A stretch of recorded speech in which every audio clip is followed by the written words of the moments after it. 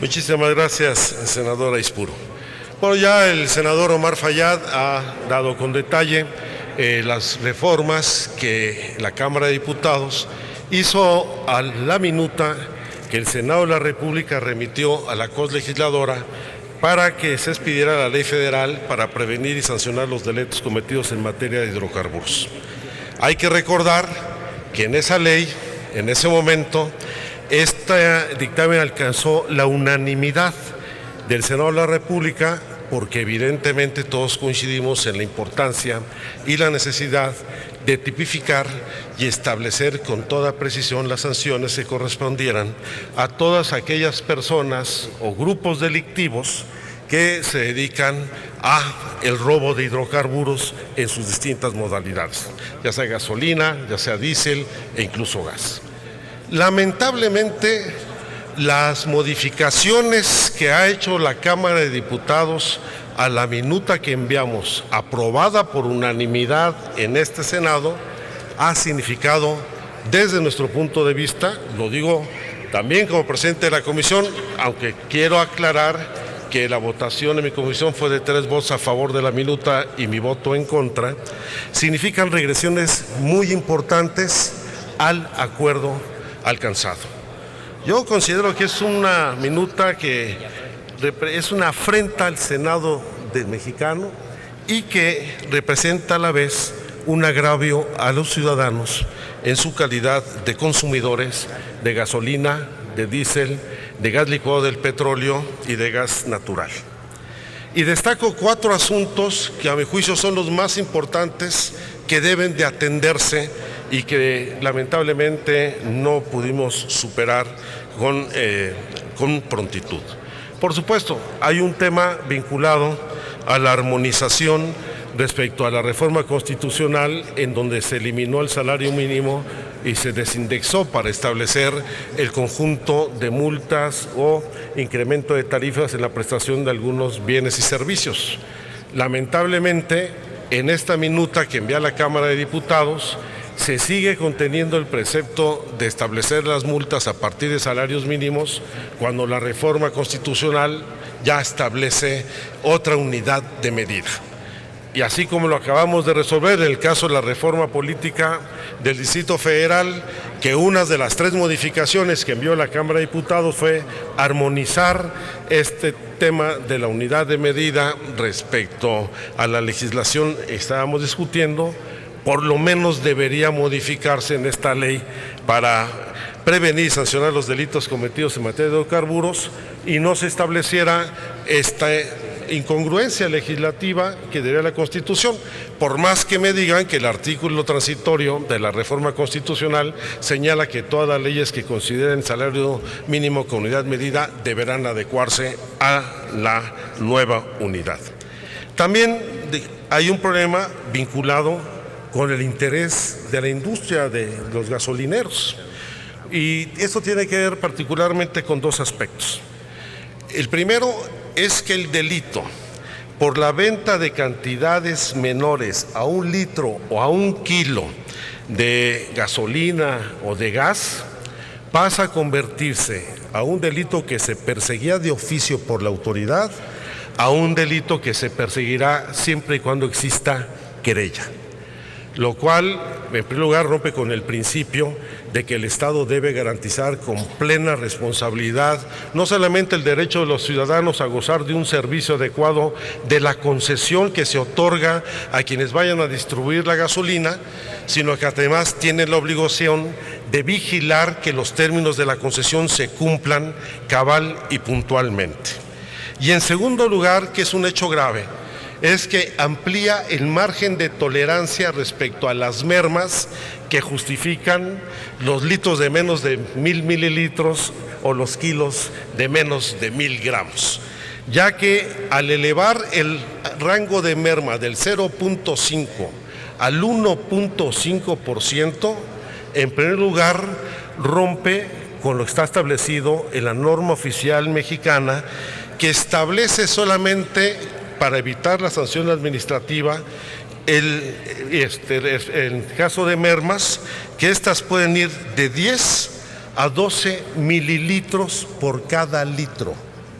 que es muy por debajo del 0.5% que se está permitiendo con esta modificación a la ley. Y esto pues no es un asunto menor. Aquí nos han dicho que parte de lo grave de esta situación por el robo de hidrocarburos es que Petróleos Mexicanos pierde todos los días 50 millones de pesos. 50 millones de pesos diarios de pérdida, que si lo multiplicamos por los 365 días del año, pues representan 18,000 millones de pesos. Es una cantidad abismal. Pero si analizamos lo que implica el poder asumir la merma hasta el 1.5%, quizá el daño sea más grave a costa del consumidor, no de la empresa. Les voy a poner un ejemplo muy puntual y concreto. Por ejemplo, en la zona metropolitana del Valle de México, y este es un dato de 2012, se consumen todos los días 47 millones de litros de gasolina, diésel o hidrocarburos equivalentes, que a un precio como está hoy de la gasolina magna de 13 pesos con 57 centavos por litro, representa en este caso 638 millones de pesos diarios. En el caso, es decir, esto alcanza anualmente la cifra de 223,000 millones de pesos, al aceptar que pueda haber mermas del 1.5%, los consumidores, será a cargo de los consumidores la pérdida estimada en 3,495 millones de pesos al año, solo en la zona metropolitana del Valle de México. O sea, por un lado se busca castigar y sancionar, pero el otro se da un nivel de discrecionalidad y de tolerancia a las mermas en agravio de los propios consumidores, que debe ser el objetivo fundamental de esta ley. Y luego, junto con esto, además de modificar la tipificación del delito para que se persiga por querella y no por oficio, y al mismo tiempo se da laxitud en el porcentaje de mermas,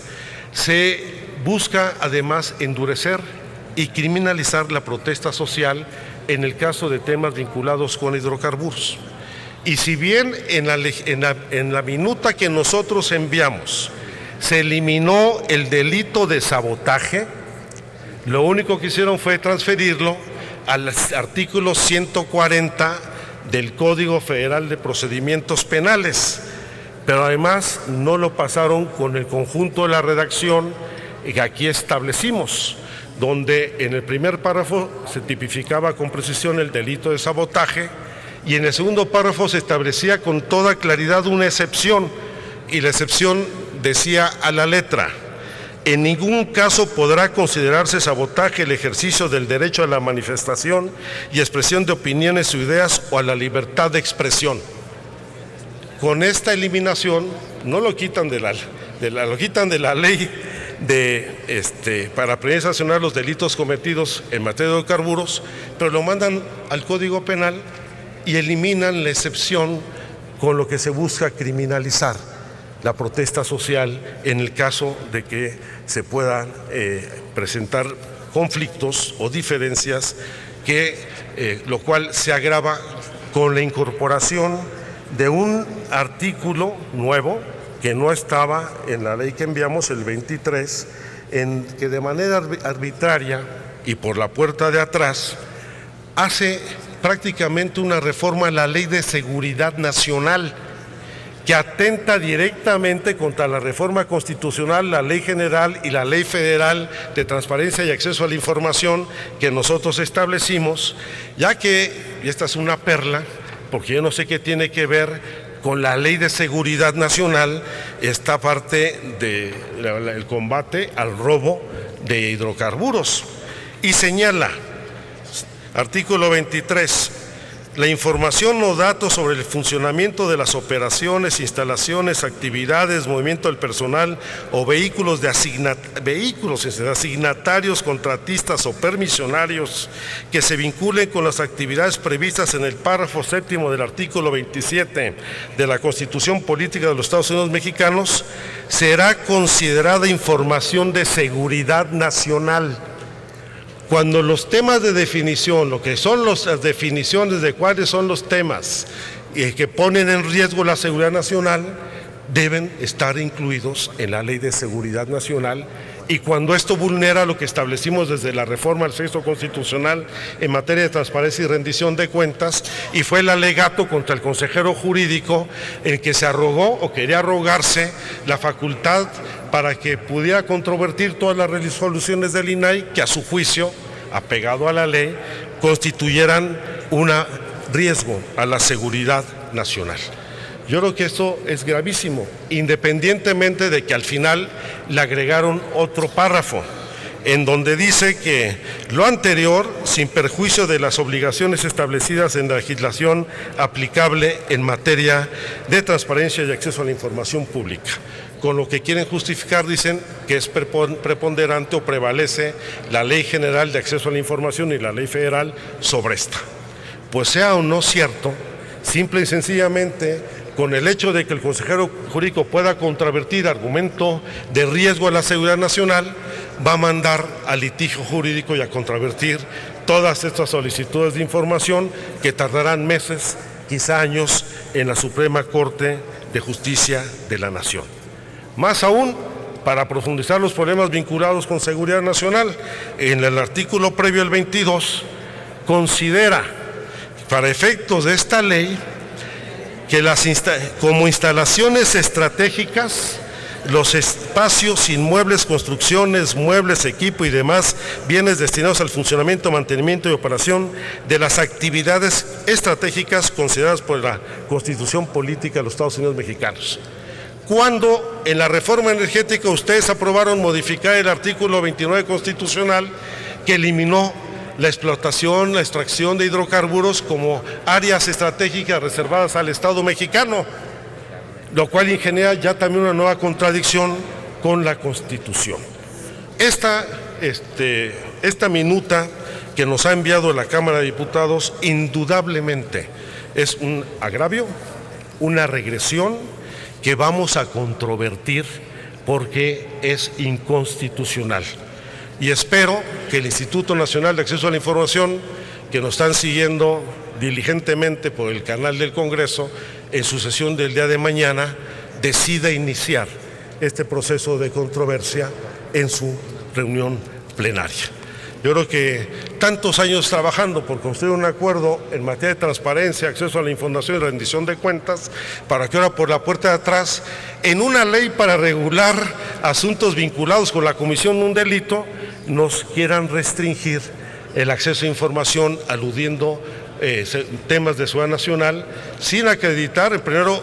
clasificándolo ex ante, como dicen los abogados, acabando con el principio de máxima publicidad y además tratando de eliminar la prueba del daño, que son los instrumentos fundamentales que logramos para que los ciudadanos puedan ejercer plenamente su derecho a acceder a la información pública. Hay otros temas, como el que señaló la senadora Luisa María Calderón, donde se pone en riesgo incluso el patrimonio de ejidatarios, comuneros, propietarios de la tierra, quienes pueden ser objeto de la extinción del dominio de sus propiedades cuando se detecten actividades ilícitas en las que no necesariamente estén involucrados, porque en las áreas donde opera la delincuencia organizada no piden el favor o el consentimiento del propietario para hacer sus actividades ilícitas. Y creo que esto, pues evidentemente no puede ser acompañado, por lo menos en el caso nuestro de la bancada del PRD, no lo haremos, votaremos en contra. Muchísimas gracias. Gracias.